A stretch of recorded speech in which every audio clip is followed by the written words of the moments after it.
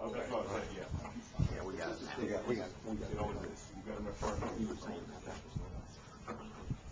I want to make this wine really worthy of its cellar. I'll be really happy if every year I make a 20-year wine of this. That's my goal. The 05 was stunning. That was everything. It was such a small, wholesome. That's what the vintages like 05 and 04. They sell well because they're so forward and, big, rich, complex wines. You got a little deeper though. The fatigue is in here, but I didn't put it on. And 3 liters and mag. Yes, both. I can go and double check. I can email you, but Yeah. again, I see it. 05, I think, is a, Wow. again, short vintage, but I think it was one of those years where $2 $99 state card. the quality was above normal in all the state varietals.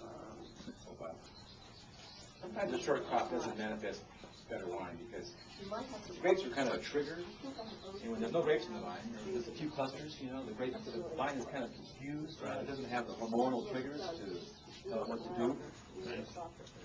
But 05, because the weather was so pretty in the fall,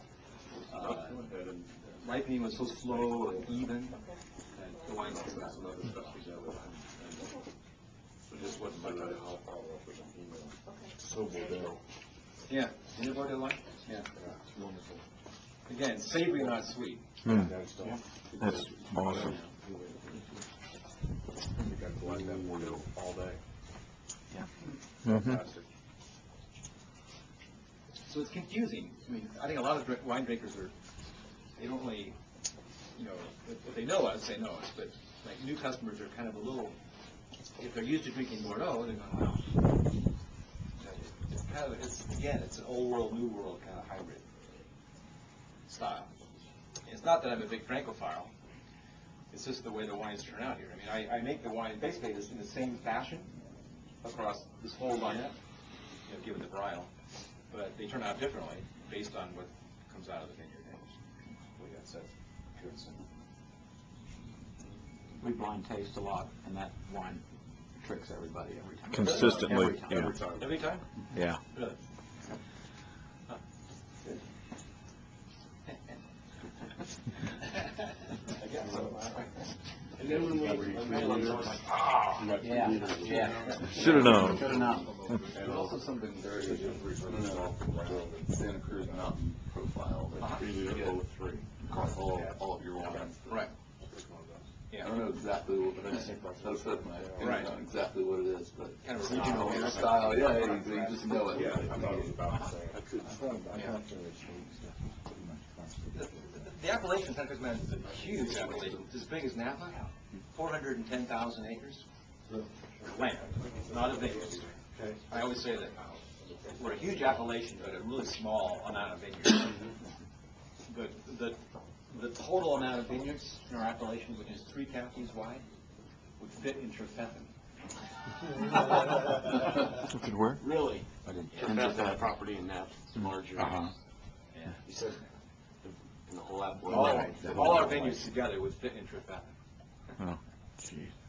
I mean, there isn't much of it, and because of that, people again, the wine connoisseurs know it. But a lot of people don't know. They say you say Santa Cruz Mountains, and they immediately say Santa Cruz, Right. which is a beach town, Yeah. about half an hour away from here. It's got nothing to do with wine. So yeah, but it's on the coast, so it's going to be cool. It's mountainous. It was the very first mountain appellation that the VATF approved of. It's actually a historic region. After the gold rush happened in California, a lot of people, settled in California. They were Europeans, and they moved up into the mountains to plant grapes and make wine. At one time, there was a huge amount of vineyard planted in these mountains. And then phylloxera came in, took out a lot of grapes because they didn't know about phylloxera at that time. Phylloxera really didn't, devastate Europe until the 1870s, and that's when it kind of became known what it was all about, Woodstock and all that stuff. And then Prohibition took a big hit, took out a lot of vineyards. originally, a long time ago, 100 years ago, 150 years ago, there was a whole bunch of vineyards in these mountains. So it's cool, coastal, and mountainous.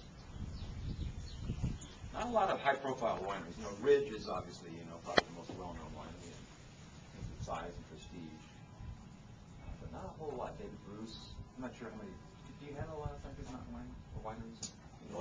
David Bruce. David Bruce. Yeah. Not even Ridge. Sure. Yeah. Oh.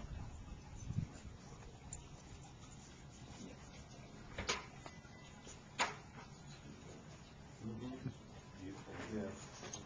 You're around with that. 05? Yeah. Beautiful. It's still. I get the sense it's kind of beginning its kind of adolescent slumber. You know how wines of this style, in their midlife, they kind of go to sleep. They kind of lost a little bit of that youthful kind of exuberance.